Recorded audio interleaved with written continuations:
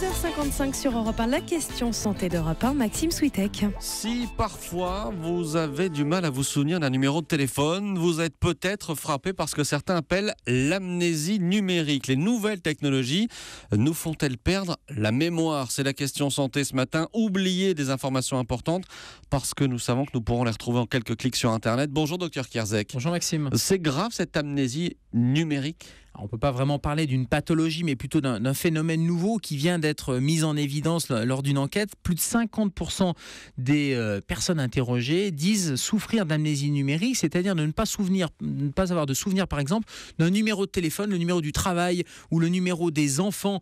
Pire, un tiers des gens ne se souviennent pas du numéro de leur compagne ou de leur compagnon. Ça c'est moche. Ça touche tout le monde? Oui, ça touche tout le monde, mais plus on est connecté, forcément, plus on va avoir tendance à avoir cette amnésie numérique, ou en tout cas cette fainéantise et ne pas faire l'effort de mémoriser. Et donc on s'aperçoit que les 16 à 24 ans sont très touchés parce qu'ils vont décharger toute une partie de leur mémoire sur leur téléphone portable ou sur leur tablette. À quel moment est-ce qu'il faut s'inquiéter ? Le fait de s'inquiéter, c'est déjà pas inquiétant. Pourquoi ? Parce qu'on pense tous à l'Alzheimer, en disant « Oula, j'ai oublié mes clés, j'ai oublié tel numéro de téléphone, est-ce que je commence pas à avoir un début de démence d'Alzheimer ?»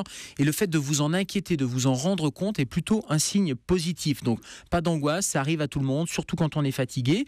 Et puis finalement, d'aller décharger une partie de ces efforts de mémorisation sur un outil électronique ou sur Internet, c'est pas très grave parce que ça permet de libérer de l'espace pour autre chose. Donc, il n'y a vraiment pas d'inquiétude. Et puis avant, c'était le bout de papier, là maintenant, c'est le téléphone portable. Donc finalement, c'est plutôt quelque chose qui va être positif parce que ça va permettre d'utiliser ses capacités de cerveau ou de mémorisation pour d'autres choses beaucoup plus intéressantes et beaucoup plus intelligentes qu'un simple numéro de téléphone. Encore faut-il muscler sa mémoire? Comment est-ce qu'on fait? Alors la mémoire, ça se muscle, c'est un peu, même si le cerveau n'est pas un muscle, mais effectivement, il faut apprendre des poésies par exemple, aller faire des exercices pour pouvoir favoriser les connexions cérébrales et développer un certain nombre de mémoires.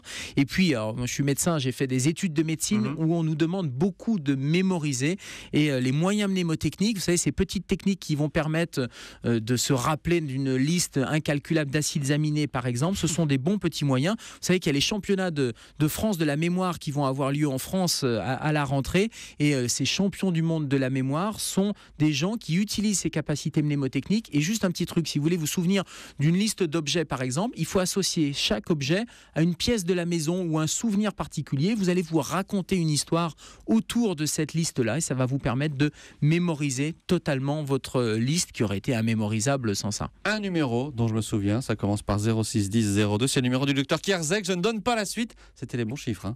Oui, c'était les bons chiffres, sinon on vous appelle 15 en cas d'urgence. Oui, voilà, c'est mieux. La question santé d'Europe 1, tous les matins, 7h-5. À demain, Gérald. À demain, Maxime.